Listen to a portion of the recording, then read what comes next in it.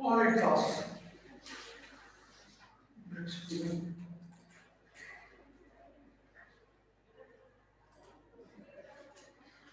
ठीक है, तो पिछली क्लास में हमने वेरिएबल के साथ कंटिन्यू किया था कि डिफरेंट डेटा टाइप्स क्या होते हैं और उनके बीच में कन्वर्जन कैसे करनी है, कास्टिंग कैसे करनी है, और एक एक्सप्रेशन में अगर मल्टीपल डिफरेंट डेटा टाइप्स आ रही हैं तो उससे एक्सप्रेशन की ओवरऑल जो रिजल्ट निकलता है उसकी डेटा टाइप क्या होगी, ये हम ऑलरेडी डिस्कस कर चुके हैं।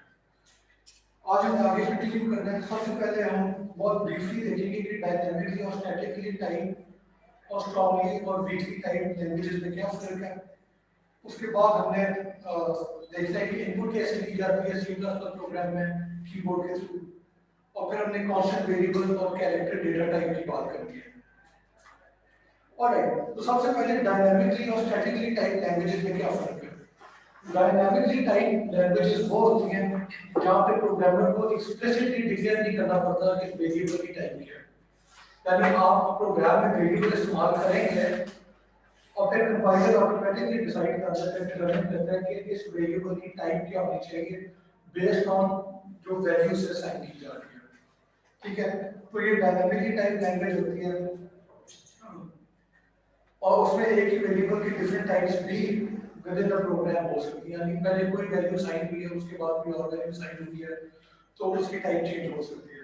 और इसमें एग्जांपल है जावास्क्रिप्ट का, PHP, Ruby, Rust, Python and so on. As opposed to that जो दूसरी प्रोग्रामिंग लैंग्वेज है वो स्टैटिकली टाइप होती है, यानी सी प्लस प्लस के एग्जांपल लेते हैं, जावा, सी शार्प। इसमें क्या होता है कि आपने जो भी वेरिएबल इस्तेमाल करना है आपको पहले एक्सप्लिसिटली डिक्लेयर करना पड़ता है कि इस वेरिएबल की टाइप क्या है। यानी सी प्लस प्लस में हम देखते हैं कि जो भी हमने वेरिएबल इस्तेमाल करना होता है उससे पहले हम डिक्लेयर करते हैं कि ये इंट है, डबल है, फ्लोट है या क्या है। अगर वो किए बगैर वेरिएबल को इस्तेमाल करेंगे तो कंपाइलर एरर दे देगा, वो कंपाइल नहीं करेगा, आपकी एप्लीकेशन नहीं बन सकेगी। ठीक है, तो दूसरी जो क्लासिफिकेशन है वो स्ट्रॉन्गली और वीकली टाइप की होती है। स्ट्रॉन्गली टाइप का क्या होता है कि आपका एक स्पेसिफिक डेटा टाइप अगर आपने डिक्लेयर कर दिया है तो अब जो भी एक्सप्रेशन होगा उसमें वही डेटा टाइप इस्तेमाल होनी चाहिए उस वेरिएबल के लिए। अगर कोई वेरिएबल इंट है तो उसके अंदर आप डबल सेव नहीं कर सकते, कॉपी कर सकते हैं। अगर डबल है तो उसके अंदर आप डबल ही कॉपी करेंगे, आप इंटीजर भी कॉपी कर लेंगे। ठीक है, और सेकेंडली अगर आपका एक एक्सप्रेशन है मैथमेटिकल एक्सप्रेशन तो उसमें जो ऑपरेटर है उसके दोनों एंड्स पे जो वेरिएबल की डेटा टाइप होगी वो सेम होनी चाहिए। ठीक है, यानी आप दो इंटीजर्स को जो ऐड कर सकते हैं, आप एक कैरेक्टर और एक इंटीजर को ऐड नहीं कर सकते स्ट्रॉन्गली टाइप में। ठीक है, एज अपोज टू दैट जो वीकली टाइप लैंग्वेज होती है, ठीक है, उसमें टाइप तो होती है डेटा की, वेरिएबल की टाइप जरूर होती है पर इतने ज्यादा स्ट्रिक्ट नहीं है उसके मामले में, यानी एक टाइप है उसके अंदर किसी और टाइप की वैल्यू जो ऑपरेशन आप कर सकते हैं।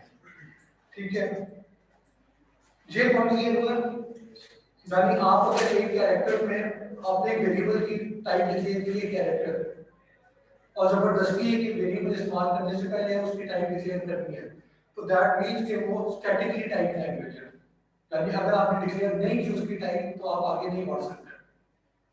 और अब वो वेरिएबल कैरेक्टर है और उसके अंदर आप कैरेक्टर स्टोर कर सकते हैं, क्योंकि नंबर नहीं स्टोर कर सकते, और उसके ऊपर जो ऑपरेशन करने हैं वो कैरेक्टर वाले करने हैं, उसमें कोई एडिशन या सब्ट्रैक्शन नहीं कर सकते। तो दैट मींस कि वो स्ट्रांगली टाइप लैंग्वेज है कि जो उसकी टाइप है उसे आपको हिलने की इजाजत नहीं है। वीकली टाइप का वो भी कि कैरेक्टर वेरिएबल था फॉर एग्जांपल, और उस पे कोई आपने मैथमेटिकल ऑपरेशन कर दिया या उसमें आपने वैल्यू सेव कराई है जो कि कैरेक्टर नहीं था, कोई इंटीजर था। ठीक है, तो वो बेसिकली वीकली टाइप है कि टाइप तो है पर आप इतने ज्यादा स्ट्रिक्ट नहीं है, आप उसमें थोड़ी बहुत फ्लेक्सिबिलिटी दिखा सकते हैं। ये पॉइंट क्लियर हुआ? ठीक है, ये मैं वैसे ही एक टॉपिक की कंप्लीशन के लिए बात कवर कर रहा था कि आप लोगों को पता होना चाहिए कि ये चार चीजें क्या है, अगर कोई आपसे पूछे तो आप जवाब दे सकें। वैसे इस कोर्स में इन चीजों पे इसके बाद से ज्यादा फोकस इतना नहीं होगा। ठीक है, इसमें ज्यादा फोकस प्रोग्रामिंग के ऊपर या सिंटैक्स, आप एग्जैक्ट प्रॉब्लम सॉल्व करके इसका सॉल्यूशन देख सकें। ठीक है, ये मैंने कंप्लीशन के लिए कवर कर दिया। ऑलराइट, अगला सवाल है कि C plus plus strongly type है कि वीकली टाइप है, और डायनामिकली टाइप लैंग्वेज है कि स्टैटिकली टाइप। पहले बताएं कि डायनामिकली टाइप्ड है कि स्टैटिकली टाइप्ड है, कोई और जवाब है? हाँ जी, स्टैटिकली टाइप्ड है। क्यों, क्या वजह है? एनी आइडिया आप लिखेंगे? सर क्योंकि हम उसके अंदर कोई भी वेरिएबल यूज करवा सकते हैं, करवाएं तो हम उस वेरिएबल के अंदर ही वेरिएबल की वैल्यू पुट करें, किसी और वेरिएबल की वैल्यू देखिए स्टैटिकली टाइप्ड है क्योंकि आप वेरिएबल की टाइप डिक्लेयर करेंगे और वो टाइप के थ्रू आउट द प्रोग्राम रहेगी, वो चेंज नहीं होगी। और अगला सवाल है कि C plus plus strongly typed है, आपके जवाब है कि वीकली टाइप्ड है। इस पे आपको सोचना पड़ेगा। कौन बोला? हाँ जी, क्यों? सर बिकॉज आपने कहा कि वेरिएबल जो इसके अंदर हम मल्टीप्लाई कर सकते हैं इंटीजर के साथ, दे सकते हैं। हम सी प्लस प्लस में करते हैं, जैसे आपने एग्जांपल दी थी अपने लेक्चर में, आदि 1 2 3 1 2 3, तो वो तो करती है मल्टीप्लाई इंटीजर से वो। तो ठीक है, बात आपने सही की, एग्जांपल आप गलत दे गए। एग्जांपल ये था कि आपने एक इंटीजर, दो इंटीजर को डिवाइड किया है, नहीं इंटीजर और डबल को आप डिवाइड कर रहे हैं, या फिर डबल को आप इंटीजर वेरिएबल में स्टोर कर रहे हैं, या इंटीजर को डबल वेरिएबल में स्टोर कर रहे हैं, ठीक है। तो इस तरह के हमने काम पिछले लेक्चर में किए हुए हैं, तो वो शो करते हैं कि सी प्लस प्लस जो है वो वीकली टाइप है, कि यानी टाइप तो डिक्लेयर करनी लाजमी है, और उस टाइप के अंदर आ क्या रहा है, उस वेरिएबल में उसी टाइप की वैल्यू आएगी, फर्क भी आ सकती है, ठीक है। तो वो हमने देखा था कि यस फर्क भी आ सकती है, और आज हम क्लास में और ज्यादा एग्जांपल करेंगे जिससे ये बहुत ज्यादा क्लियर हो जाएगा जब हम कैरेक्टर के ऊपर मैथमेटिकल ऑपरेशन करेंगे, ठीक है। Any questions class? ऑलराइट,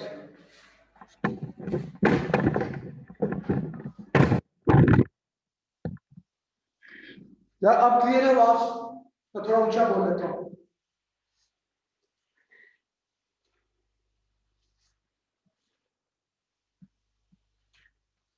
ठीक है, चलिए अब अगले कॉन्सेप्ट पे जाते हैं कि ठीक है, अगला कॉन्सेप्ट है कांस्टेंट और सी एन का, ठीक है। तो सवाल ये है कि write a program which takes the radius of a circle as input from the user, ये टाइप होगा, एंड डिस्प्ले द एरिया, यानी आपने यूजर से एक सर्कल का रेडियस लेना है और बेस्ड ऑन दैट रेडियस आपने उसका एरिया कैलकुलेट करना है, ठीक है। तो प्रोग्राम क्या होगा, सबसे पहले हैश इंक्लूड आईओस्ट्रीम कि आपने लाइब्रेरी इंक्लूड करा दी है जो आपको सी इन और सी आउट की फंक्शनैलिटी प्रोवाइड कर सकते हैं। जो अगर हैश इंक्लूड आईओस्ट्रीम ना किया होता तो फिर आपको पूरे का पूरी जो फंक्शनैलिटी है, जो कोड है सी आउट का सी इन का, वो अपनी तरफ से लिखना पड़ता, तो आपका काम भी बढ़ जाता, गलती की गुंजाइश भी ज्यादा होती, ठीक है, और आपका टाइम भी ज्यादा, और आपका कोड जो है उसकी लेंथ भी बहुत ज्यादा होता है कि आपको सी इन सी आउट की पूरी का पूरा कोड लिखना पड़ता है, ठीक है। आगे आ जाए, आगे एक मेन आपने प्रोग्राम स्टार्ट किया, बाय द वे यहाँ पे नई चीज आपको नजर आ रही है, यूजर नेमस्पेस एसटीडी, ये आप लोगों ने लैब में कर दिया होगा, ठीक है। एग्जैक्टली नेमस्पेस है क्या और एसटीडी का क्या मतलब है, इस चीज को भी छोड़ दें, ठीक है। मैं अभी इस पे जाके कंफ्यूजन नहीं बनाना चाहता, ये हम एंड की इस बात को डिस्कस कर सकते हैं, ठीक है।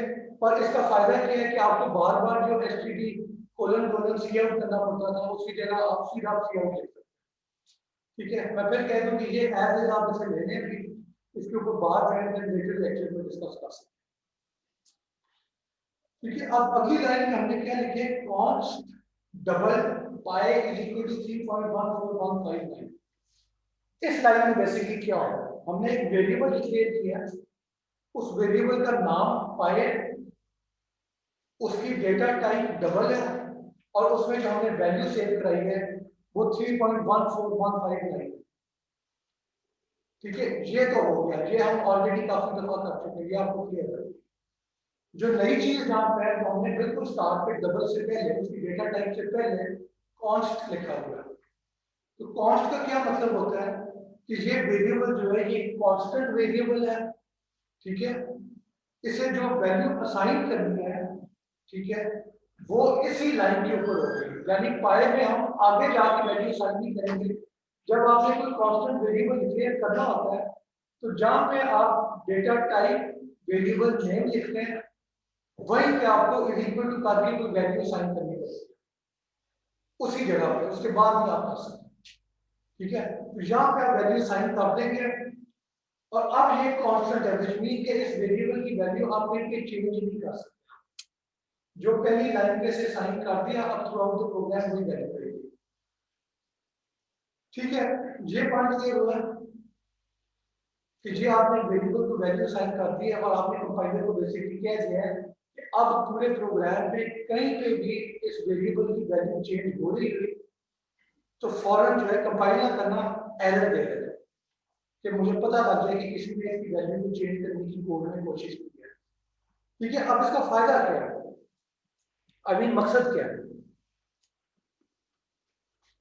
Any idea? हाँ जी, कौन बोला? हाँ जी, ठीक है, प्रोग्राम सिक्योर।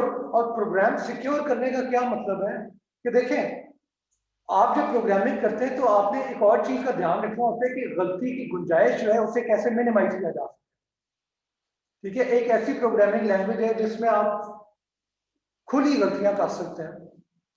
ठीक है, और एक ऐसी प्रोग्रामिंग है जिसमें वो प्रोग्रामिंग लैंग्वेज इंश्योर कर रही है कि आपको गलती करने से रोकना है। वो आपको इस तरीके की फीचर प्रोवाइड करती है कि जहां पे आप गलती करने लगेंगे वो वहीं पे कंपाइलर आपको रोक देगा। ठीक है, तो एक कॉन्स्ट जो है ये इस एक फीचर का एक हिस्सा आप समझ लें कि आप कॉन्स्ट का फायदा क्या है कि लेट सपोज यहाँ पे जीपीए मैक्सिमम कितना होता है, 4 होता है। ठीक है ना, यूएमटी में जीपीए मैक्सिमम जीपीए 4 है। अब प्रोग्राम अगर आपने ऐसे किया है कि आपका कोई और टीम मेंबर है, वो भी कोई किसी फंक्शन पे काम कर रहे हैं और आप भी किसी फंक्शन पे काम कर रहे हैं, ठीक है, और वो क्या करते हैं, वो गलती से 4 की बजाय 5 मैक्स जीपीए इक्वल टू 5 कर देता है। ठीक है, अब क्या होगा, आपकी जो भी ग्रेडिंग हो रही है आपके एंड पे, आपने जो फंक्शन लिखे हैं उन पे ग्रेडिंग इस अजम्पशन पे हो रही है कि मैक्सिमम जीपीए 4.0 होता है, पर उसने जो चेंज कर दी है उसकी वजह से प्रोग्राम में जो मैक्सिमम जीपीए है वो 5 हो गया, तो आपका तो ओवरऑल सिस्टम मैसअप ही हो गया ना। ठीक है, ये पॉइंट क्लियर हुआ है? कोई तीसरा बंदा आता है वो जीपीए मैक्सिमम जीपीए अपनी तरफ से 6.0 लगा देता है, तो आपका पूरे का पूरा जो एप्लीकेशन होगी वो बगी होगी। कॉस्ट का फायदा क्या होता है कि जिसने पहली दफा वेरिएबल बनाया है, ठीक है, वो उस वेरिएबल को कांस्टेंट डिक्लेयर करेगा और इज इक्वल टू 4.0 कर देगा कि मैक्स जीपी एक वेरिएबल है, डबल है, कांस्टेंट है और उसकी वैल्यू 4.0 है। अब मैं अब कोई भी उस प्रोग्राम में कोई कोड पीस ऑफ कोड लिखता है और उसके अंदर GP max GP is equal to 5 कर देता है, तो क्योंकि वो वेरिएबल कांस्टेंट था तो क्या होगा कि कंपाइलर उसी वक्त एक एरर दे देगा, एक फ्लैग जनरेट कर देगा कि आपने जो है इस वेरिएबल की वैल्यू को इक्वल टू 5 किया है, ये कांस्टेंट वेरिएबल है, ये जहां पे डिक्लेयर हुआ था वहां पे इसकी वैल्यू सेट हो गई थी, आपको अब इसकी वैल्यू चेंज करने की इजाजत नहीं है। वो प्रोग्राम वो कंपाइल ही नहीं होगा, आपकी एग्जीक्यूटेबल फाइल ही नहीं बनेगी। ठीक है, मैं फिर आपको बता दूं कि ये बेसिकली कॉन्सेप्ट है क्या।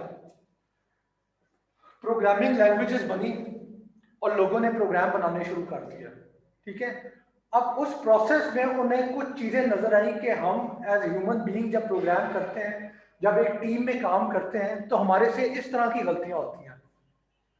उनमें से एक गलती ये है कि मैंने एक वेरिएबल डिक्लेयर किया है और मैंने उसके साथ कमेंट डाल के लिखा है कि इस वेरिएबल की वैल्यू आपने कहीं पे चेंज नहीं करनी, उसके बावजूद किसी और ने, तो मेरा टीम मेंबर है, उसने अपने पीस ऑफ कोड जो उसे साइन हुआ था उसने उसमें वैल्यू चेंज कर दिया।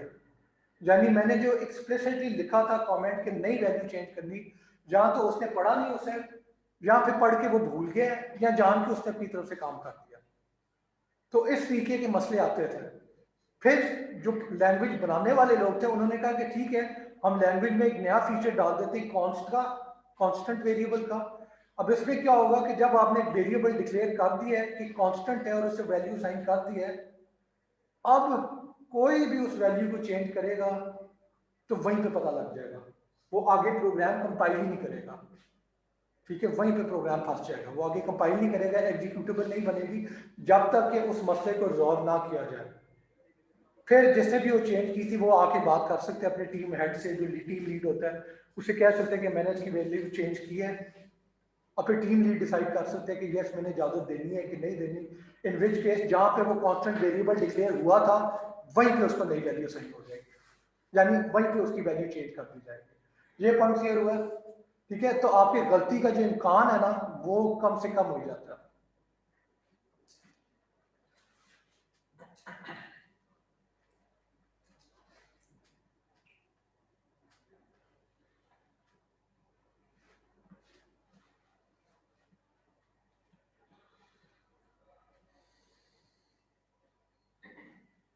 और ये सिर्फ प्रोग्रामिंग की बात नहीं है, ठीक है, ये सिर्फ प्रोग्रामिंग में नहीं होता, आप रियल लाइफ में भी देखें अपनी रोजमर्रा की जिंदगी में, तो आप सिस्टम्स को इस तरीके से डिजाइन करते हैं कि गलती की गुंजाइश, हादसे की गुंजाइश जो है वो मिनिमाइज हो।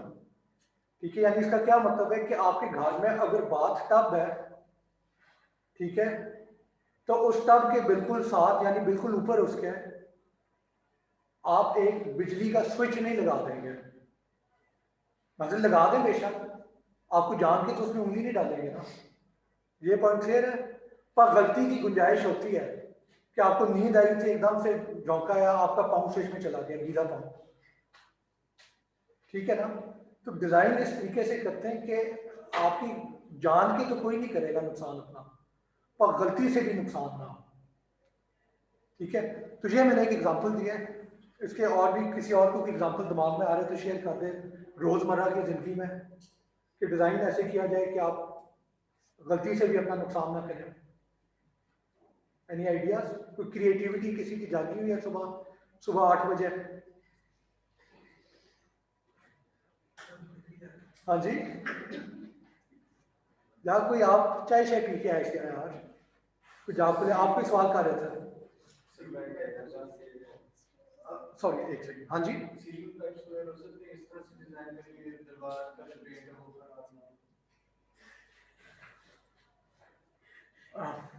ठीक है,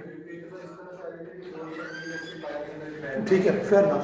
बेसिकली कोई भी ऐसा डिजाइन जहाँ पे आप डिजाइन इस तरह से कर रहे हैं कि गलती की गुंजाइश खत्म होती जाए, ठीक है ना। चले, हाँ जी, आप कुछ सवाल कर रहे थे?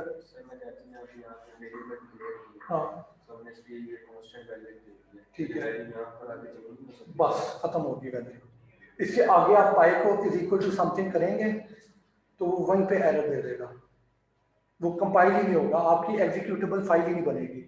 और दूसरी बात ये कि ये भी मैं फिर स्पेसिफाई कर रहा हूँ बार बार कि जब आप कांस्टेंट वेरिएबल डिक्लेयर करते हैं तो उसी लाइन के अंदर आप वैल्यू भी असाइन कर देते हैं। यानी बाकी वेरिएबल्स में हमने देखा था कि आपने वैल्यू असाइन करनी है तो उसी लाइन में कर दें, या अगली लाइन में कर दें, या प्रोग्राम में कहीं पे भी जाके कर दें। कांस्टेंट में ये नहीं होता, कांस्टेंट जहाँ डिक्लेयर हुआ है वहीं पे वैल्यू असाइन होगी, उसके बाद में आप वैल्यू असाइन कर सकते हैं, ठीक है। तो ये हो गया। हाँ, तो ये हमने बेसिकली एक वेरिएबल डिक्लेयर कर दिया कांस्टेंट, और वो पाई है, और ये इसीलिए है कि पाई जो है वो तो चेंज नहीं होता ना, पाई हमेशा 3.141 जो भी वैल्यू है। तो आपने इसे कॉन्स्ट कर दी कि आगे को गलती से अगर पाई को 4 कर दे, 5 कर दे, 6 कर दे तो गलती पकड़ी जाए, ठीक है। आगे आ जाए, अगला हमने वेरिएबल डिक्लेयर किया रेडियस, और उसकी टाइप इंट है।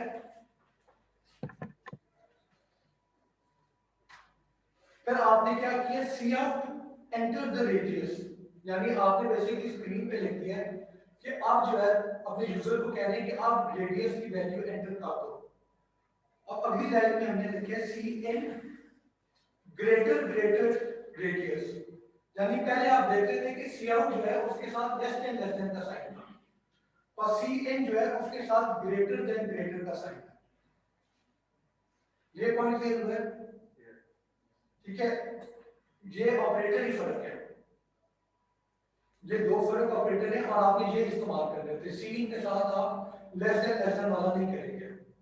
और इसे याद करने का क्या तरीके, शुरू में आपको अगर भूल जाए तो आप देखें कि ये एक एरो सा लग रहा है, यानी सी आउट में अगर देखें तो cout less than enter the radius है, तो ये आपको ऐसे लगेगा जैसे एंटर द रेडियस जो है वो सी आउट की तरफ फेंकना है, यानी स्क्रीन के ऊपर फेंकना है, और नीचे सी इन जो कर रहे हैं वो ग्रेटर है, यानी सी इन ग्रेटर रेडियस। ये आपको लग रहा है कि सी इन से जो भी वैल्यू आ रही है उसे रेडियस वेरिएबल की तरफ फेंकना है। ठीक है, तो ये आप याद रख, इस तरीके से आपको याद रखना आसान हो जाएगा शुरू में। बाद में तो ये चीजें आपको सेकंड नेचर हो जाएगी, उसके बाद तो आपको कभी ऐसे सोचना नहीं पड़ेगा। ठीक है, तो ये सिंगल प्रेसिंग की क्या करेगा कि कीबोर्ड के ऊपर जो भी वैल्यू लिखी है आपने और एंटर दबाया है या स्पेस दबाई है, तो वो वैल्यू रेडियस वेरिएबल के अंदर कॉपी हो जाएगी। ठीक है, और एक हाँ ठीक है, ये पॉइंट क्लियर है। आगे हम आप क्या कर रहे हैं, सी आउट बैकस्लैश एन एरिया। अच्छा, बैकस्लैश एन अगर आप ना करते तो क्या होता था? हाँ,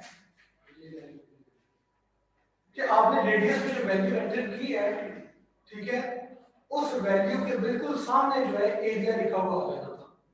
अब बैकस्लैश एन करने से क्या हो रहा है कि उसके आगे नहीं एरिया लिखा हुआ हो रहा, उससे अगली लाइन के ऊपर एरिया लिखा हुआ है, और एरिया के साथ में क्या लिखा जा रहा है, तो वो है pi multiply by radius multiply by radius. Pi की वैल्यू फिक्स्ड है, रेडियस की वैल्यू है वो है जो कि आपने सी इन करके यूजर से लिया है। और एक गलती जो कि इधर मेजॉरिटी करेगी क्लास की, वो ये है कि आप सी में वैल्यू ले लेंगे, ठीक है, सी करके आप रेडियस के अंदर कोई वैल्यू राइट करवा देंगे, और फिर नीचे जो आपने सी आउट एरिया करवाया है उसमें आप पाई मल्टीप्लाई बाय अपनी मर्जी की वैल्यू एग्जैक्ट लिख देंगे।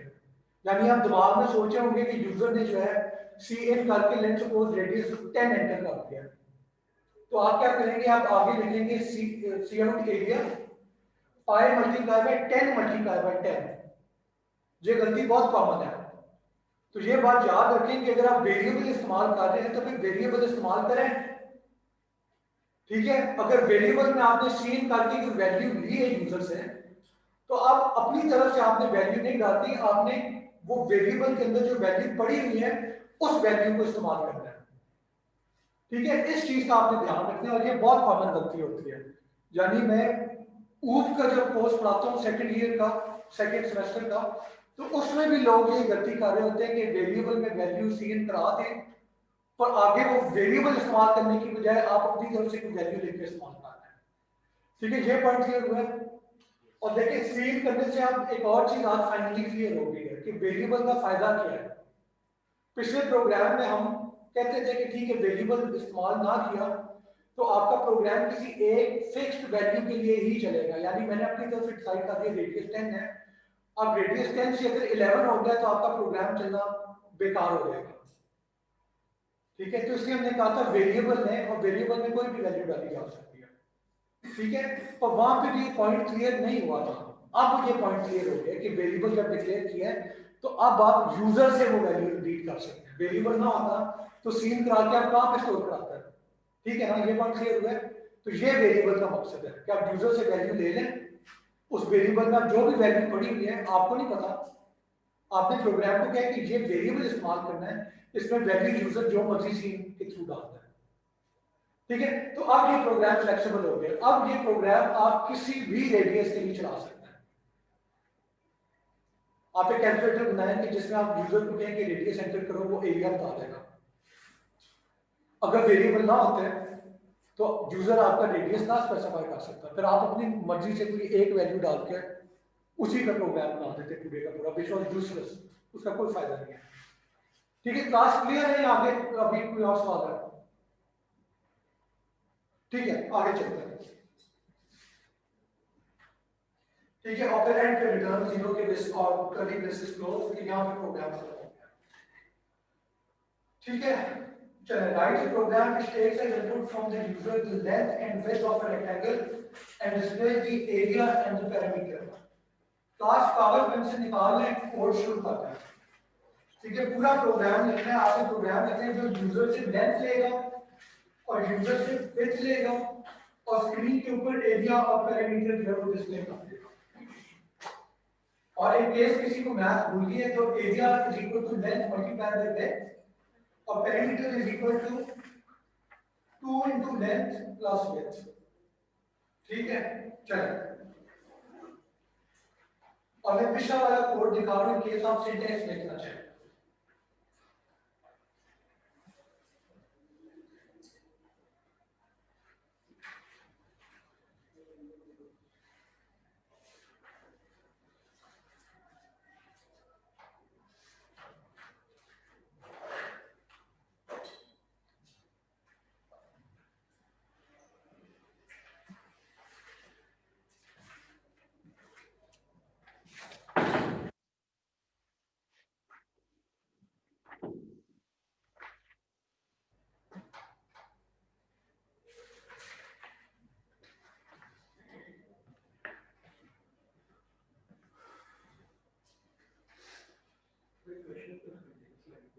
हाँ जी क्वेश्चन नंबर 28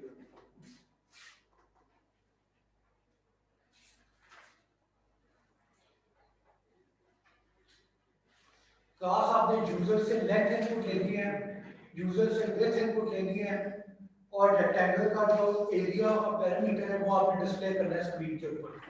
बस ये आपका प्रॉब्लम है, ठीक है? क्लियर यार आपको?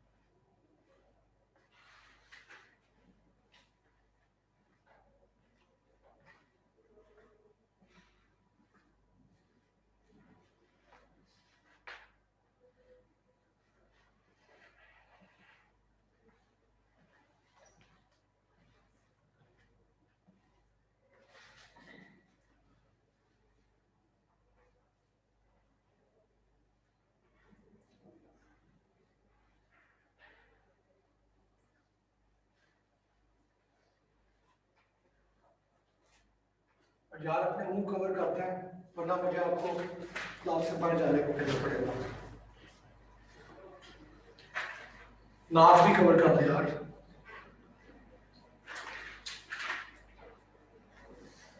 यार नाक कवर कर ले आप अपना, क्या नाम है इनका?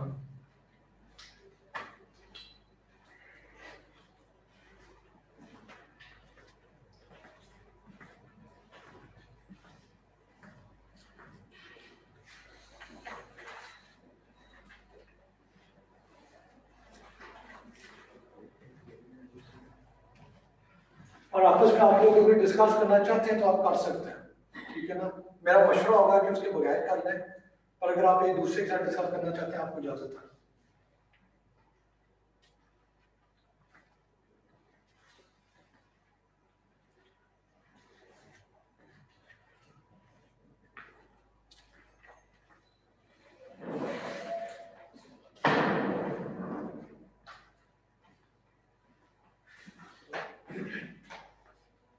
हाँ जी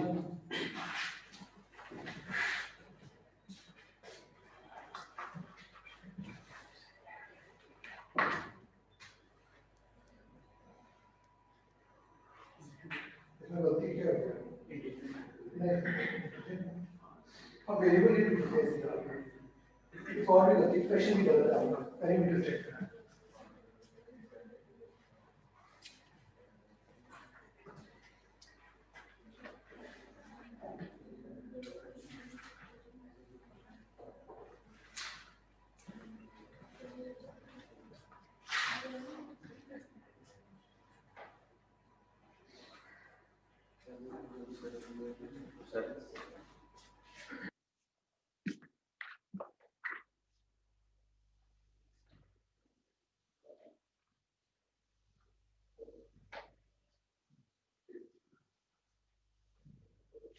ठीक है, पैरामीटर में देखिए क्या गलती की है और आपने वैल्यू कहाँ पे लिए? लेंथ और विड्थ की। लेंथ और विड्थ की वैल्यू कहाँ पे ली है आपने? हाँ जी क्लास कितना का हो गया है? हाथ खड़ा करें, क्या गलत लिखी ना? चले आप जल्दी करें।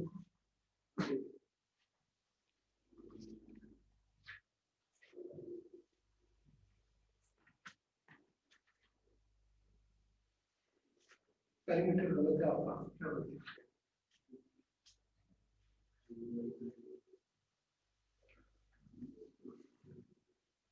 हाँ जी आप लोगों का हो गया?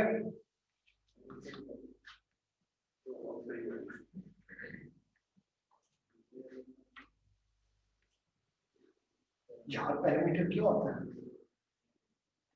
हाँ जी चलिए क्लास इस काम से डिस्कस कर लेते हैं। आपका काम क्या है देखो, ठीक है,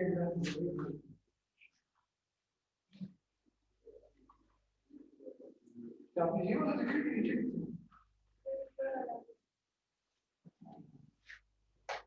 चलिए डिस्कस करते हैं। ठीक है, मैं ये गलती एक्सपेक्ट कर रहा था और ये हो गया। ठीक है क्लास, मैंने कांस्टेंट का कॉन्सेप्ट करवाया है, और उसका ये मतलब नहीं कि यहाँ पे आपने वो इस सवाल में कांस्टेंट वेरिएबल नहीं चाहिए था। ठीक है, मैं एक्सपेक्ट कर रहा था कि मैंने पिछली स्लाइड पे कांस्टेंट कराया है तो शायद वो कांस्टेंट इस्तेमाल हो, कितनों ने कांस्टेंट इस्तेमाल किया है? ठीक है, यस किया, 5 लोगों ने किया। ठीक है, अब देखिए अगर आपने वेरिएबल को कांस्टेंट डिक्लेयर किया है तो आप यूजर से इनपुट लेके उसमें वैल्यू साइन कर सकेंगे कि नहीं? आई मीन जहां पे आपने वेरिएबल डिक्लेयर किया वहां पे आपने वैल्यू साइन किया, उसके बाद आप यूजर से वैल्यू लेके उसे चेंज नहीं कर सकते। ठीक है, तो इसलिए इस सवाल में कांस्टेंट वेरिएबल नहीं आएगा। ठीक है, मैंने कांस्टेंट का कॉन्सेप्ट करवाया है, पर लाजमी नहीं है कि हर जगह पे वो इस्तेमाल हो। ठीक है, जहां पे रिक्वायरमेंट है वहीं पे आप कांस्टेंट वेरिएबल इस्तेमाल करें, जहां पे नहीं चाहिए ना करें। ठीक है, और इसकी सोल्यूशन देखते हैं। और एक और गलती की है लोगों ने, फिर भी आते हैं। सबसे पहले हैश इंक्लूड आईओस्ट्रीम, फिर यूजिंग नेमस्पेस एसटीडी, और फिर आपका जो प्रोग्राम का स्टार्टिंग पॉइंट है दैट इज इंट मेन। ठीक है, ये तो आपका हो गया। मैं फिर भी रेपिटेशन कर रहा हूं ताकि ये पॉइंट जो ड्राइव होम हो जाए, आपको याद हो जाए हमेशा हमेशा के लिए। अगली लाइन पे आपने दो वेरिएबल डिक्लेयर किए, इंट लेंथ कॉमा विड्थ, यानी लेंथ और विड्थ दो वेरिएबल्स हैं जिनकी डेटा टाइप इंट है और हमने इसे वैल्यू कोई नहीं असाइन की। आगे आ जाए, cout enter length, enter the length. आप यूजर को बता रहे हैं स्क्रीन के ऊपर लिख के कि अब लेंथ की वैल्यू डाल दो, और फिर सी इन ग्रेटर ग्रेटर लेंथ। ये आप लोग देख लें कि आपने ग्रेटर का ऑपरेटर इस्तेमाल किया था कि लेस देन वाला। अगर लेस देन वाला किया तो वो गलत है, ग्रेटर वाला करना है। ठीक है, आगे चलें। अगली लाइन पे सी आउट एंटर द विड्थ, और फिर सी इन ग्रेटर ग्रेटर करके विड्थ वेरिएबल डालना है। और ये भी याद रखें कि जो आपने वेरिएबल का नाम लिखा है वही इस्तेमाल करना है। नीचे लेंथ की जगह आप कैपिटल एल के साथ लेंथ नहीं कर सकते, या विड्थ की जगह कैपिटल डब्ल्यू नहीं इस्तेमाल कर सकते। जो आपने इंट लेंथ कॉमा विड्थ में स्पेलिंग लिखे हैं, और जो केस का अपर केस है या लोअर केस है जो भी उधर है वही आपने नीचे इस्तेमाल करना है। उस चीज को आप चेंज करेंगे तो वो एक नया डिफरेंट वेरिएबल ट्रीट होगा। क्लियर है? अगली लाइन पे आ जाए, cout area length multiply by width. ठीक है, और अगली लाइन में लिखा हुआ सी आउट पेरीमीटर, और पेरीमीटर की वैल्यू के 2 multiply by length plus 2 multiply by width. लोगों ने इधर, कई लोगों का मैंने कोड देखा है, उन्होंने लिखा हुआ है 2 स्टार लेंथ प्लस विड्थ। ठीक है, अब बॉर्डमैस के रूल के मुताबिक क्या होगा कि पहले 2 मल्टीप्लाई बाय लेंथ होगा, उसका जो रिजल्ट है वो प्लस विड्थ होगा। ऐसे नहीं आपने करना, लेंथ प्लस विड्थ वो पूरे का पूरा मल्टीप्लाई बाय 2 होता है, जो पेरीमीटर का फॉर्मूला। तो पेरीमीटर क्या होता है? रेक्टेंगल के इर्द गिर्द जो साइड है उन सारी साइड का सम, यानी length plus width plus length plus width. तो वो आप ये भी कर सकते हैं कि लेंथ प्लस विड्थ ब्रैकेट के अंदर मल्टीप्लाई बाय 2, या फिर आप करते हैं length into 2 plus width into 2। अब इस एग्जांपल में क्या हो रहा है कि पहले 2 मल्टीप्लाई बाय लेंथ होगा, उसके बाद 2 मल्टीप्लाई बाय विड्थ होगा, फिर इन दोनों का जो रिजल्ट था वो ऐड होगा। तो ये आपने एक्सप्रेशन का जो प्रेसिडेंस वाली बात होती है ये लाजमी है फॉलो करना, बॉर्डमैस फॉलो करना लाजमी है, वरना रिजल्ट गलत होगा। और बॉर्डमैस के बाद अगर सेम लेवल ऑफ प्रेसिडेंस है तो फिर लेफ्ट टू राइट आपकी रीडिंग होती है कि जो लेफ्ट पे ऑपरेटर आए पहले वो होगा, फिर जो राइट पे आए उसके बाद वो होगा।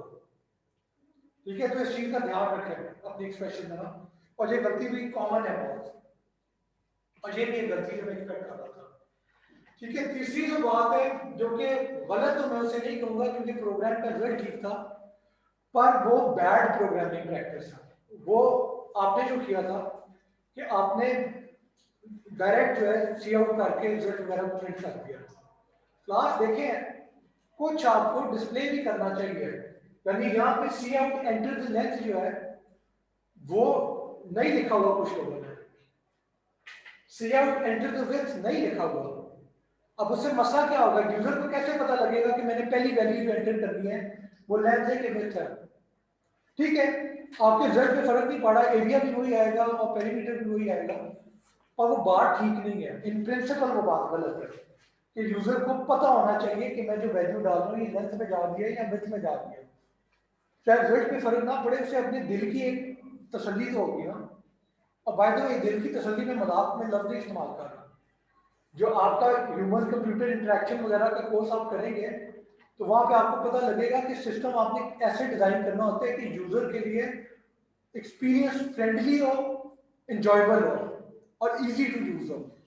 तो अगर लेंथ नहीं लिखा हुआ आपने कि एंटर लेंथ करो या एंटर विड्थ, तो यूजर को कैसे पता लगेगा कि मैंने यहाँ पे कुछ करना है। वो इंतजार में बैठा होगा कि शायद आपको मैसेज आएगा, आपको मैसेज आएगा, फिर वो देखेगा कि मैसेज अभी तक नहीं आया तो शायद कोई अपनी तरफ से वैल्यू डाल देता हूँ। ठीक है ना, तो ये आपने प्रोग्राम इस तरह से करने कि यूजर फ्रेंडली हो। और दूसरी बात यह है कि अगर किसी ने वेरिएबल नेम var1 var2 किया है या l1 और w1 किया है या l और w किया है, ठीक है, तो वो भी बहुत ही बैड प्रोग्रामिंग प्रैक्टिस है। और किसी ने किया,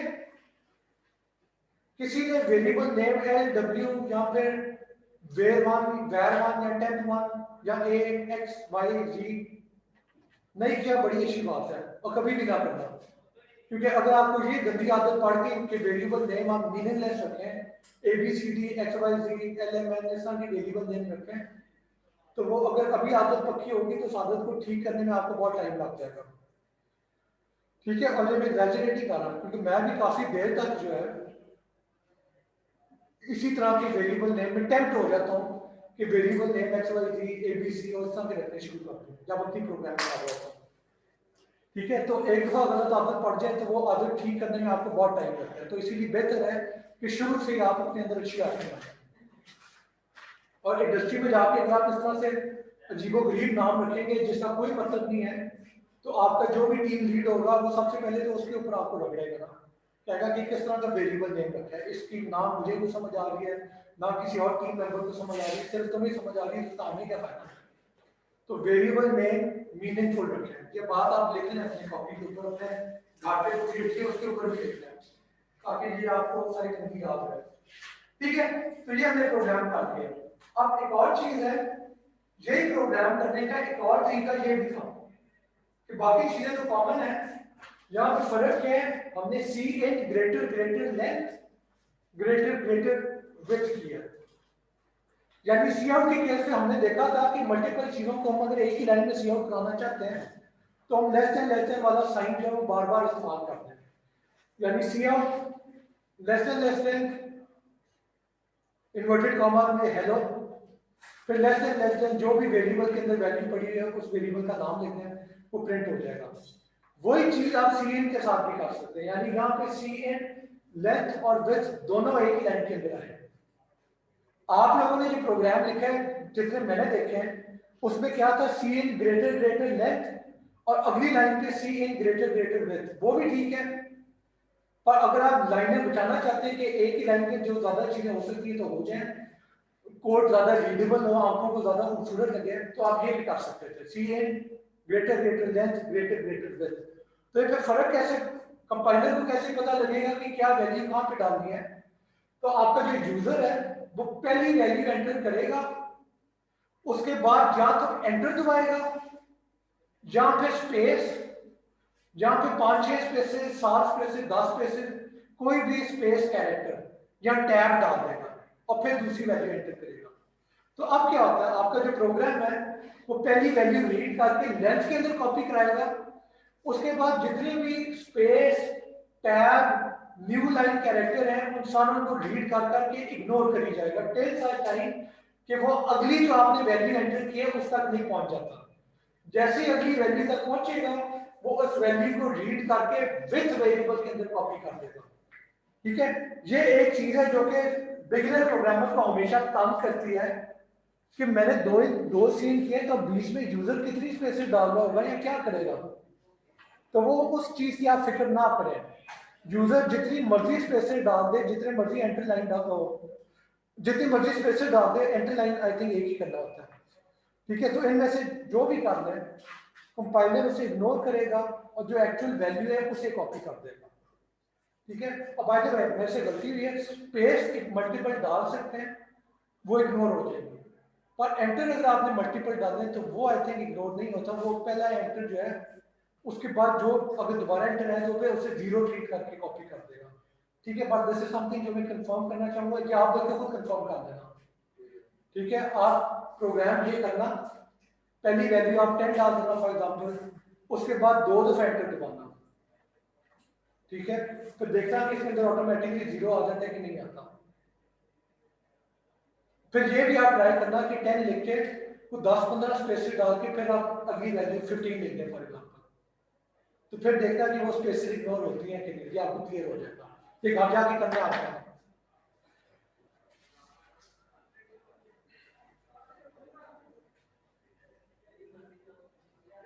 और दूसरी बात ये है कि जब तक यूजर दो वैल्यू नहीं डालेगा, ठीक है, तब तक आपका प्रोग्राम आगे नहीं बढ़ेगा, प्रोग्राम उस लाइन तक आ जाएगा। वो दो वैल्यू एक्सपेक्ट कर रहे हैं, जब तक दो वैल्यू नहीं आती वो आगे नहीं बढ़ सकता, ठीक है। तो इस चीज का भी आपने ध्यान रखना है। चले तो यहां तक हमने कर दिया, हमने अभी सी इन किया और हमने कांस्टेंट वेरिएबल का कॉन्सेप्ट कर दिया। अगला जो पार्ट है वो है कैरेक्टर डेटा टाइप, यानी अभी तक हमने जितने एक्सप्रेशन किए हैं, जितने वेरिएबल किए हैं, उन सारों के अंदर न्यूमेरिक डेटा टाइप्स थे।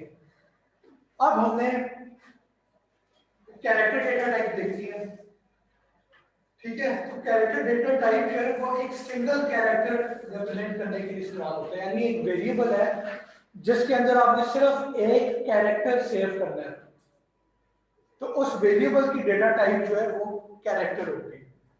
अब मैं फिर कह दूं कि सिर्फ एक ही कैरेक्टर आप स्टोर कर सकते हैं कैरेक्टर डेटा टाइप में, मल्टीपल अगर स्टोर करने तो वो स्ट्रिंग कहलाते हैं, वो हमने अभी नहीं देखा, अब हमने भी करना भी नहीं, वो बहुत बात की बात है, अभी सिर्फ हम कैरेक्टर देखेंगे, ठीक है। कैरेक्टर डेटा टाइप में क्या क्या वैल्यूज आप राइट कराना चाहते हैं, अल्फाबेट्स, ठीक है, अपर केस लोअर केस, फिर आपके डिजिट्स जो है, यानी आईटीसी में अगर आपने टेक्स्ट डेटा टाइप पढ़ लिया है, मेरे अगर कुछ स्टूडेंट बैठेंगे तो उन्होंने कर लिया, तो उसमें आप देखेंगे कि 9 जो है फॉर एग्जांपल वेरिएबल वैल्यू 9 को एज अ नंबर फर्क ट्रीट करता है कंप्यूटर, और as a text character English का 9 जो है डिजिट, उसकी रिप्रेजेंटेशन कंप्यूटर में फर्क होती है, वो एसकी कोड होते हैं, आप देख लेना अगर आपने नहीं पढ़ा तो घर जाके देखना कि एसकी टेबल, और उसमें देखना कि 9 जो है उसकी वैल्यू क्या है, और फिर देखना कि 9 जो है उसको अगर आप बाइनरी नंबर से कन्वर्ट करें तो उसकी वैल्यू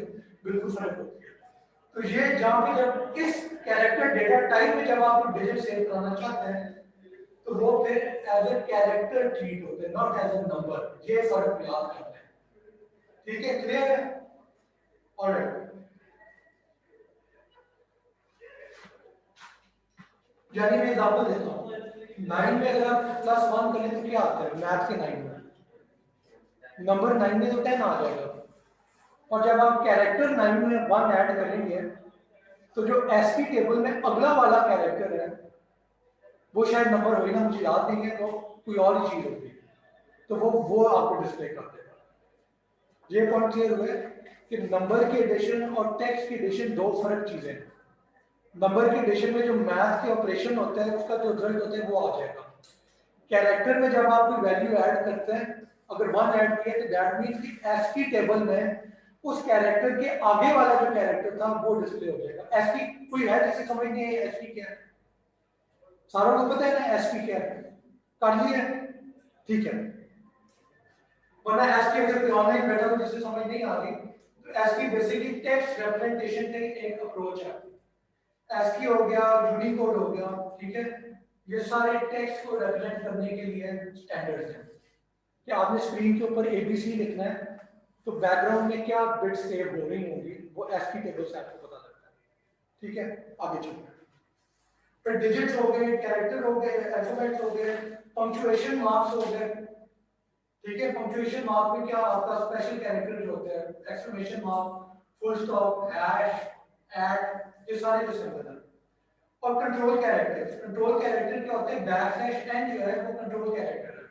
अगर किसी वेरिएबल में आपने बैकस्लैश एन कॉपी किया है तो उसका मतलब है कि आपने उस वेरिएबल में न्यू लाइन कॉपी की है, न्यू लाइन का जो एस्की कोड है वो कॉपी किया है, ठीक है। और ये सिर्फ न्यू लाइन नहीं है, टैब भी होता है बैकस्लैश टी, इसके अलावा ऑडियो भी होती है, यानी आई थिंक बैकस्लैश ए होता है शायद, जिसका मतलब है कि अगर वो कैरेक्टर आपने डिस्प्ले करना, सी आउट करना है तो आपका जो स्पीकर है उस पे एक बीट होगी, तो वो भी यहाँ पर इस्तेमाल हो सकता है, ठीक है। तो डिफरेंट टाइप के ये आप प्रोग्राम करके ये चीजें क्लियर होंगी। आगे आ जाए। Internally, characters are stored as integer values and C++ permits assigning numeric value to char variables. ये पॉइंट जरूरी है, ठीक है। और ये जो हमने वीकली टाइप वाली बात की थी ना कि अगर डेटा टाइप कैरेक्टर है तो उसमें आप कैरेक्टर सेव कराएं, आप उसमें नंबर क्यों सेव करा रहे हैं, तो C++ आपको इजाजत देते हैं कि नंबर सेव कर दें, क्लियर है। और नंबर का मतलब क्या होगा, क्लास एसकी टेबल अगर आप देखें तो उसमें क्या होते हैं, जो भी कैरेक्टर है ना वो कैरेक्टर कंप्यूटर में तो एज 1 एंड 0 बिट सेव होता है ना, तो उस बिट की जो न्यूमेरिक डेसिमल रिप्रेजेंटेशन है, यानी एज फॉर एग्जांपल हाँ 65 है, तो 65 जो वैल्यू है वो ए को रिप्रेजेंट करती है, पॉइंट क्लियर हुआ। अगर मैंने कैरेक्टर वेरिएबल बनाया है और उस वेरिएबल में मैंने 65 वैल्यू डाल दी है, ठीक है, तो दैट बेसिकली मींस उसके अंदर मैंने ए कॉपी करवाया है। ये पॉइंट समझ आइए, एक्चुअली ये पॉइंट थोड़ी कंफ्यूजन होगी। क्लास एक बात याद रखें, कंप्यूटर में जो भी डेटा होता है, जो भी डेटा वो वंस एंड जीरोस की फॉर्म में सेव होता है, ये पॉइंट क्लियर है। ठीक है, आप स्क्रीन पे ए लिखते हैं, आप टेक्स्ट फाइल में ए लिखते हैं, तो आपकी रैम में या हार्ड डिस्क पे क्या चीज कॉपी होती है, bits, ones and zeros copy होते हैं। और वो वंस एंड जीरोस कहां से आए हैं, तो वो होता है कि एक ऑर्गेनाइजेशन इकट्ठे हुई थी, साइंटिस्ट इकट्ठे हुए थे, कंपनी इकट्ठी हुई थी, और उन्होंने कहा कि हमने एक एस्की इनकोडिंग प्रपोज करनी है कि अगर किसी ने भी दुनिया की किसी कंप्यूटर पे ए लिखा तो उस ए को हम ये बिट्स असाइन कर दें, तो बैकग्राउंड में ये बिट्स स्टोर हो जाएंगी, 8 बिट्स वाले, ठीक है। 8 बिट्स का मतलब है कि 256 कैरेक्टर पॉसिबल है एसकी में, तो हर कैरेक्टर का एक कोड होता है बिट्स का, उस बिट को आप as a number, as a decimal number भी ट्रीट कर सकते हैं, यानी 0000000 है तो डेसिमल में वो क्या होगा 0, 000000001 है, डेसिमल में क्या होगा 1, 000000010, ये लिखा हुआ है तो इसका मतलब है कि डेसिमल 2 है। तो अब एसटी में देखेंगे कि 2 वैल्यू कौन सी है, उसके कॉरस्पॉन्डिंग क्या बनता है, तो अगर बैकग्राउंड में 2 सेव्ड है तो स्क्रीन के ऊपर वो जो भी कॉरस्पॉन्डिंग कैरेक्टर है वो आपको नजर आएगा, ठीक है। ये क्लियर है। अगले एग्जांपल में इसमें बात करते हैं कि और ज्यादा क्लियर हो जाएगा, ठीक है। पर ये आप देख लें कि जो भी कैरेक्टर है बैकग्राउंड में वेरिएबल के अंदर एक न्यूमेरिक वैल्यू भी बनी होती है और वो 8 बिट्स की है, ठीक है। बाय द वे हम इस कोर्स में 8 बिट्स ट्रीट करेंगे, ठीक है। अब जो लेटेस्ट C++ वाली वर्जन आ रही है प्रोग्रामिंग, उसमें आपके 2 बाइट कैरेक्टर भी होता है, यानी 16 बिट्स हो सकता है, क्योंकि आप यूनिकोड और इस तरह की लैंग्वेजेस आ गई हैं, ठीक है। अभी हम जिंदगी आसान रखते हैं, हम कह लेंगे ये कैरेक्टर है 1 बाइट वेरिएबल है यहाँ से, ठीक है। आगे एग्जांपल देखें, कैर, कोई भी कैरेक्टर वेरिएबल डिक्लेयर करना है तो उसकी टाइप कैर होती है, CHAR, char var1 is equal to single quotes के अंदर कैपिटल A, ठीक है। ये सिंगल कोट डालना लाजमी है। सिंगल कोट का मतलब है कि आप कह रहे हैं कि ये एक कैरेक्टर है, और by the way single quote के अंदर अगर आप 2 कैरेक्टर डाल देते हैं, यानी ए भी लिख देता हूं मैं, तो वो एरर दे देगा कंपाइलर। कंपाइलर कहेगा कि var1 is a character variable, इसमें आपको सिर्फ एक वैल्यू डालने की इजाजत है। आप is equal to A B नहीं कर सकते हैं सिंगल कोट्स के अंदर। ठीक है, क्लियर है? ऑलराइट, अगला example, char var1 is equal to double quotes के अंदर ए। ठीक है, तो ये बात याद रखें, सिंगल कोट और डबल कोट दो बिल्कुल फर्क चीजें हैं। सिंगल कोट का मतलब है सिर्फ एक कैरेक्टर उसके बीच में आ सकता है। डबल कोट का मतलब है कि ये स्ट्रिंग है, इसके अंदर मल्टीपल कैरेक्टर आ सकते हैं। तो अगर आपने एक कैरेक्टर डाला भी हुआ है, प्रोग्राम उसे ट्रीट कर रहे हैं कि आपने मल्टीपल कैरेक्टर डाला है। ठीक है, ये पॉइंट क्लियर है? तो इसकी आपको इजाजत नहीं होती। अगर आप कैर वेरिएबल इस्तेमाल कर रहे हैं तो उसमें आप डबल कोट्स इस्तेमाल करके वैल्यू साइन नहीं करते, आप सिंगल कोट्स इस्तेमाल करेंगे। क्लियर? तो ये दूसरी चीज गलत होगी, और बाद में ये गलती होगी, तो ये आपने याद रखना है ताकि इस चीज से बच सके। और तीसरी चीज है कि अगर मैंने cat var1 is equal to 65 किया है तो ये भी ठीक है। क्यों? क्योंकि 65 जब var1 के अंदर पड़ा होगा तो 65 की कॉरेस्पॉन्डिंग कोई एस की वैल्यू भी है, एस की एज ए कैरेक्टर। तो अगर आप इस var1 को डिस्प्ले करेंगे, सी आउट करेंगे, तो स्क्रीन के ऊपर 65 का जो कॉरेस्पॉन्डिंग कैरेक्टर है वो नजर आएगा, और वो क्या है? वो ए ही है, कैपिटल ए है। ये पॉइंट क्लियर हुआ कि आप या तो सिंगल कोट में कैरेक्टर डाल के साइन कर दें, या उस कैरेक्टर की जो एस की वैल्यू है, इंटीजर वैल्यू, वो से उसमें कॉपी कर दें। दोनों एक ही बात है। पर ऑब्वियसली पहली लाइन जो है उसमें आपको ज्यादा क्लियरली समझ आ रही है कि var1 के अंदर ए पड़ा हुआ है। जो आखिरी लाइन में var1 के अंदर जब 65 राइट किया है तो आपको याद नहीं होगा कि 65 कौन सा वाला कैरेक्टर है, ए है, बी है, सी है, डी है। जैसे कई लोग होंगे जिन्हें पूरे का पूरा टेबल हिफज हो, पर हर कोई नहीं होता।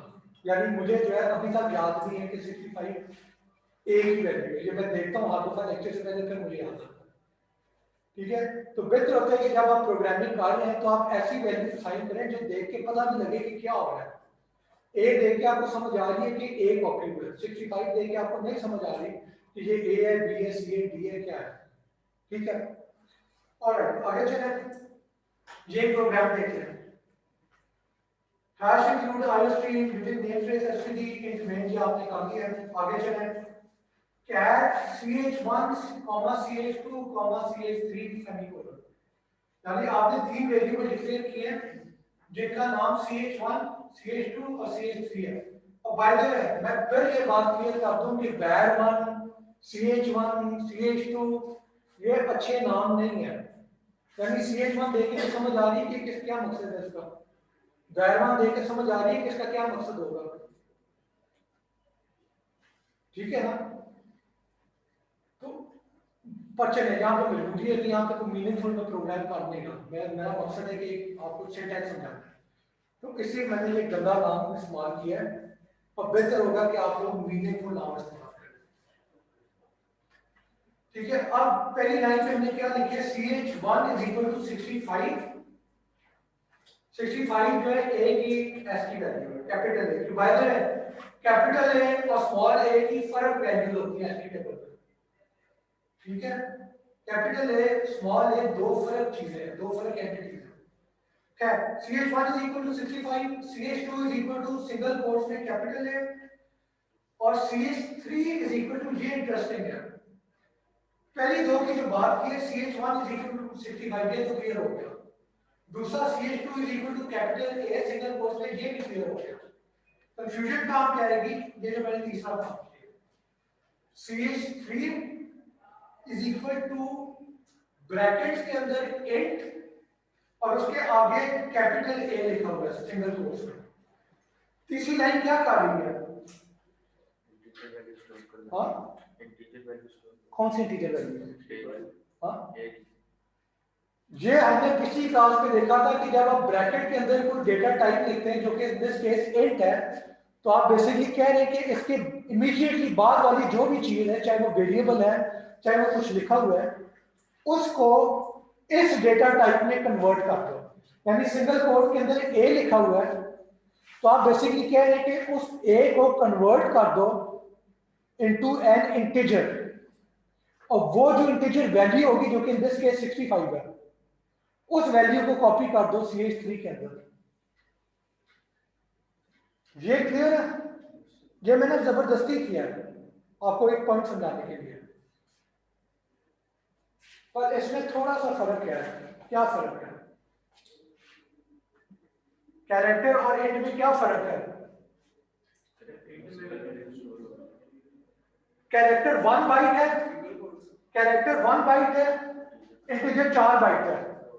तो बेसिकली जब आपने CH1 इज इक्वल टू 65 किया था तो 1 बाइट CH1 में आई है। जब आपने CH2 is equal to capital A किया है तो 1 बाइट CH2 में आई है, ठीक है। पर जब आपने CH3 is equal to 8 capital A किया है तो पहले कैपिटल A जो था वो सिंगल बाइट था, वो जब 8 में कन्वर्ट हुआ तो वो 4 बाइट्स का हो गया, यानी आखिरी बाइट तो वही है पर जो शुरू की 3 बाइट्स थी वो ऑल जीरो होंगी, ठीक है। ये मैं स्क्रीन पे लिखता हूं। बेसिकली जब आपने ये वाली हरकत की है तो क्या हुआ कि A 65 था, ठीक है। तो वो जो भी वैल्यू है, मुझे भूल गया 65 बिट्स में क्या होता है, वो टाइम नहीं है मेरे पास, ठीक है। लेट्स सपोज ये 8 बिट्स है। जब आपने इसे कन्वर्ट टू 8 किया है तो इससे पहले 24 बिट में 3 बाइट 0 की आ जाएगी, इससे पहले, ठीक है। वो जगह काम में मैं टाइम नहीं बचा रहा हूं, आप समझ लीजिए कि 24 बिट्स है। अब ये पूरी चीज जो है एक नई वैल्यू बन गई है 4 बाइट्स की। और जब आप इसे दोबारा कॉपी करेंगे, जब इसे कॉपी करेंगे इनटू CH3 तो CH3 की टाइप क्या है, जो कि 1 बाइट का है। तो दैट मीन्स कि जब आप कॉपी कर रहे हैं तो सिर्फ ये वाली चीज कॉपी होगी, बाकी जो है इग्नोर हो जाएगी, जो कि हमने इंट और डबल वाले एग्जांपल में किया था कि फिर डबल वैल्यू को आप इंट में कॉपी करते हैं तो जो फ्रैक्शन के बाद वाला पार्ट है वो सारा इग्नोर हो जाता है। तो यहाँ पे वही चीज होगी कि आखिरी 8 बिट जो लीस्ट सिग्निफिकेंट 8 बिट्स हैं वो तो कॉपी हो जाएगी, उसके अलावा जो बाकी की 3 बाइट्स थी वो इग्नोर हो जाएगी। तो बेसिकली हमने इतना लंबा चौड़ा काम करके किया कुछ भी नहीं है, तो उसका मकसद क्या था, एक पॉइंट क्लियर करना था। एनी क्वेश्चन क्लास के पॉइंट क्लियर हो गए? ठीक है, चलिए आगे चलें। अब जब आप CH1, CH2 और CH3 को डिस्प्ले करेंगे, सी आउट करेंगे, तो स्क्रीन के ऊपर 3 दफा A लिखा हुआ हो जाएगा, दैट्स इट, ठीक है। और ये प्रोग्राम खत्म हो गया। तो यहाँ पे मैंने आपको कैरेक्टर वेरिएबल में डिक्लेयर करना, उसमें वैल्यू राइट करवा दी और फिर उसे सी आउट करवाना, ये सिखा दिया। अब मैंने ये पॉइंट भी आपको क्लियर कर दी है कि किसी कैरेक्टर वेरिएबल में आप इंटीजर वैल्यू डालते हैं तो उस इंटीजर को कैसे ट्रीट किया जाता है। उस इंटीजर को as an ASCII code treat करके उसका कॉरस्पॉन्डिंग जो भी सिंबल या कैरेक्टर है वो डिस्प्ले कर दिया जाता है। यहाँ पे डबल कोट्स क्यों लगाए? डबल कोट्स क्यों लगाए हैं? कोई जवाब देगा इसका? डबल कोट्स क्यों लगाए हैं मैंने? हाँ, पहली बात तो ये कि कॉमा के बाद स्पेस भी है, कॉमा से पहले और कॉमा के बाद स्पेस है, ठीक है, नंबर 1। नंबर 2, स्पेस ना भी होती, सिर्फ कॉमा ही होता तो ठीक है। इस चीज को मैं किसी कैरेक्टर वेरिएबल में तो सेव नहीं करा रहा ना। डबल कोट्स में जो भी चीज डाल दूंगा, सी आउट करा दूं, उसका मतलब इसे स्ट्रिंग ट्रीट करो, चाहे उसमें एक कैरेक्टर है चाहे मल्टीपल कैरेक्टर है। ये पॉइंट क्लियर हुआ, ठीक है। तो इसलिए यहां पे गलती नहीं होगी, पर आप किसी कैरेक्टर के अंदर वैल्यू कॉपी कराना चाह रहे हैं वेरिएबल में और तब आप डबल कोट इस्तेमाल करें तो वो मसला होगा, क्योंकि वो है मल्टीपल कैरेक्टर ट्रीट होगा, जिसकी आपको इजाजत नहीं है। चले अब क्लास ये एक सवाल देखें। Internally, characters are stored as integer values, and C++ permits assigning numeric values to char variables plus mathematical operation की भी C++ आपको इजाजत देता है। इसका एक खूबसूरत एग्जांपल है, ये आपको मल्टीपल चीजें क्लियर करके देगा।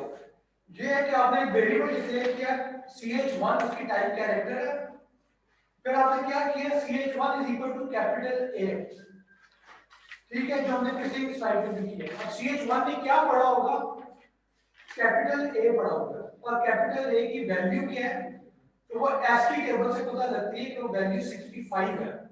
तो तो बेसिकली CH1 में 65 पड़ा हुआ है, ठीक है।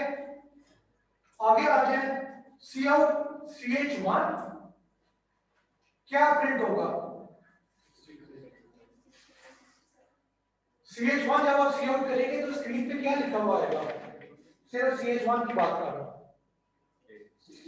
ए लिखा हुआ है यार, CH1 में ए कॉपी किया हुआ है।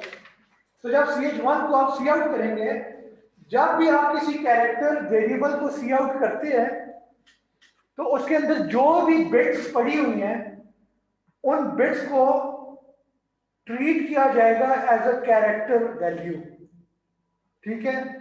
1 0 0 0 0 1 पड़ा हुआ है, तो एस्की में ये किस कैरेक्टर के कॉरेस्पॉन्ड करता है वो कैरेक्टर स्क्रीन पे नजर आ जाएगा। तो जब आपने CH1 लिखा है तो स्क्रीन के ऊपर ए प्रिंट होगा, क्लियर है? मैं अगर, ठीक है,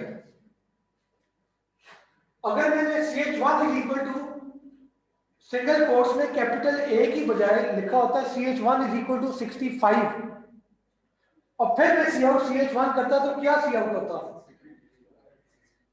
क्लास ये पॉइंट क्यों नहीं समझ आ रहा?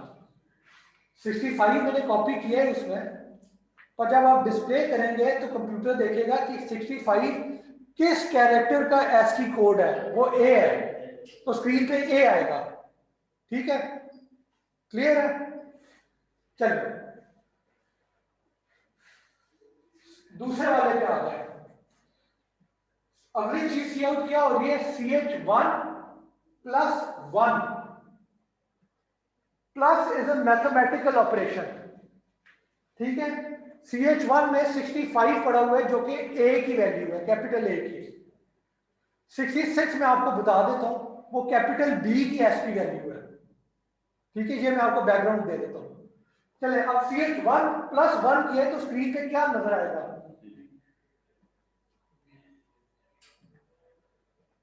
पहली चीज तो है कि CH1 प्लस 1 जो है क्या वैल्यू आ गया? इंटीजर वैल्यू 66 आ रही है, ठीक है, क्लियर? ओके, अब 66 को आपका compiler as a number treat करेगा कि एज अ कैरेक्टर ट्रीट करेगा? नंबर किसने कहा? क्यों?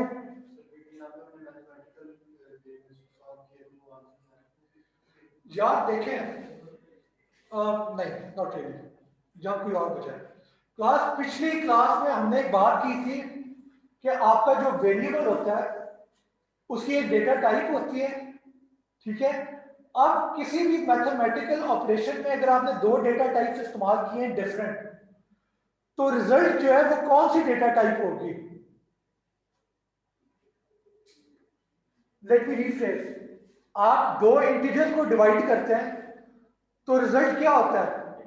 इंटीजर। आप दो डबल को डिवाइड करते हैं तो रिजल्ट क्या होता है? डबल। एक डबल और एक इंटीजर को आपने इकट्ठे डिवाइड किया है, उसका रिजल्ट क्या था? डबल।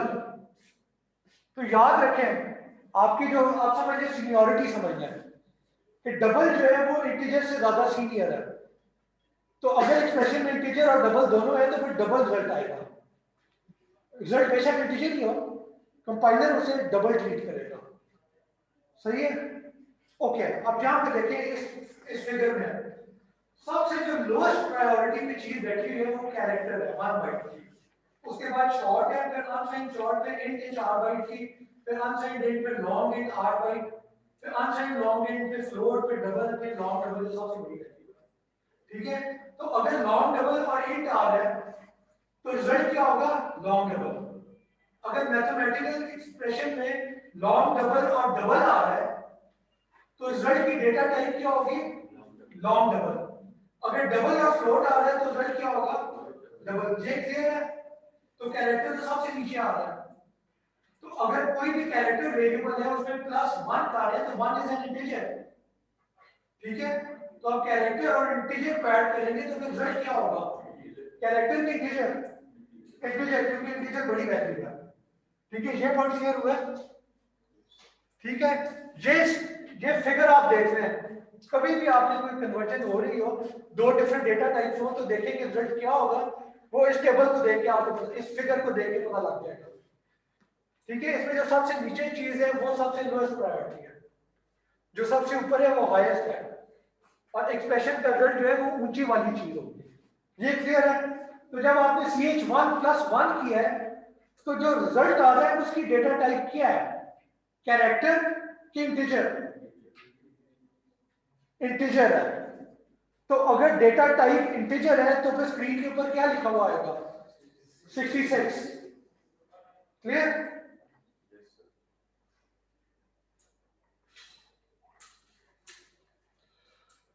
ठीक है, ये पॉइंट क्लियर हो गया। अब आखिरी एग्जांपल देखिए, आखिरी चीज क्या हो रही है, राउंड ब्रैकेट्स के अंदर कैर और उसके आगे राउंड ब्रैकेट के अंदर CH1+1, इसका रिजल्ट क्या हो रहा है? पहली चीज तो है कि CH1+1 हो रहा है, CH1 में A पड़ा हुआ है, A की S की वैल्यू 65 है, 65+1 66, और क्योंकि कैरेक्टर और इंटीजर को ऐड किया है तो रिजल्ट जो है वो इंटीजर होगा, तो यहां पे 66 आएगा। ठीक, पर उस 66 से पहले हमने राउंड ब्रैकेट के अंदर कैर लिखा हुआ है, विच मीन कि हम कह रहे हैं कि 66 इज एन इंटीजर, पर हम फोर्स कर रहे हैं कि treat it as a character. तो स्क्रीन के ऊपर फिर 66 का जो कॉरेस्पॉन्डिंग एस की वैल्यू है वो नजर, जो कैरेक्टर है वो नजर आएगा, that is B. 65 capital A है, 66 कैपिटल बी है। ये पॉइंट क्लियर है आपको? ये चीज कोड आपको दोबारा देखने का चाहते हैं, ये पॉइंट आपको एक दफा में क्लियर नहीं होगा। CH1 जो है वो इंटीजर रिजल्ट है, CH1+1 इंटीजर रिजल्ट है, पर दूसरी दफा हमने उसके पहले कैरेक्टर कैर लिखा है, तो उसे ट्रीट एज कैरेक्टर करो।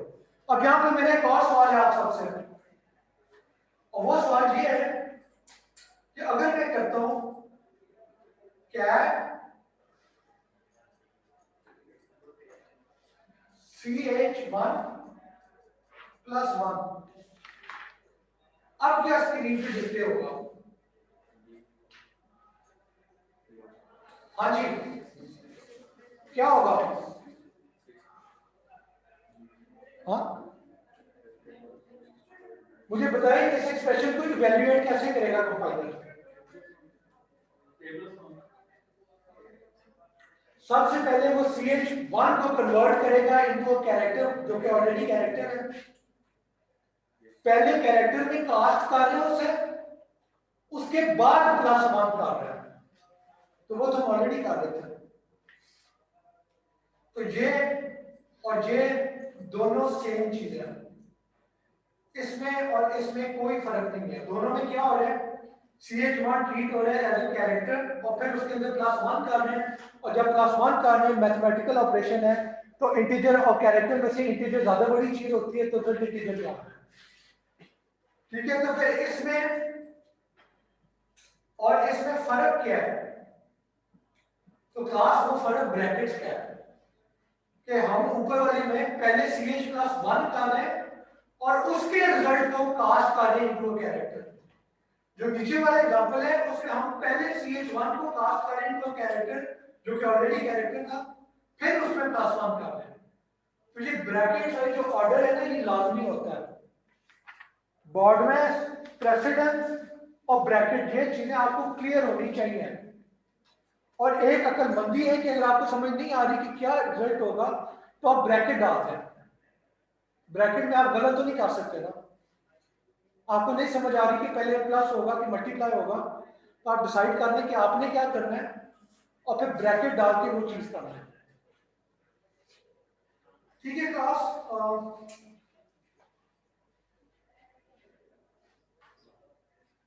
तो यहां पे बेसिकली A 66 और B प्रिंट होगा। ठीक है, रिमेंबर कैपिटल X अगर आप इस्तेमाल कर रहे हैं फॉर एग्जांपल, तो वो वेरिएबल है। कैपिटल X अगर सिंगल कोट्स के अंदर है तो वो एक सिंगल कैरेक्टर है।